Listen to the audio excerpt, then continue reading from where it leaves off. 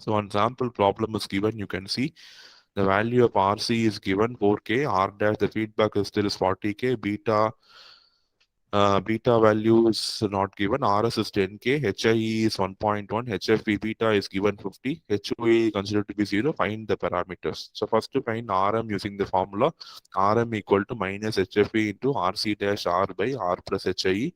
Find RC dash is parallel combination of collector resistance and the feedback resistance.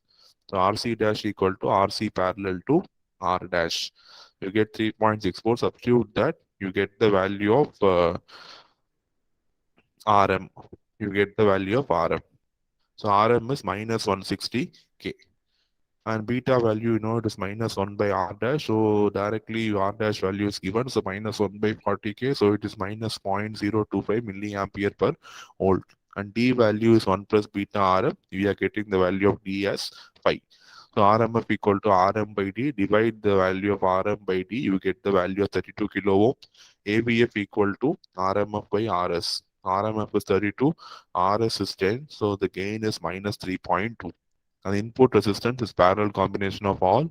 So it will be less than this value 1.1K given in the question. So we are getting 968 ohms. And with feedback, it will even be reduced to 193 ohms. Okay. And output resistance R0 is going to be equal to R dash. So R0 F equal to R0 by 1 plus beta RM. It will be less than that 890K. And R0 F dash will be even less than that. You will get 728K. So you can also find R0 F dash using another formula, finding out R0 dash and then dividing R0 dash by D is going to be R0 F dash. That can also be used for finding out the R0 F dash value.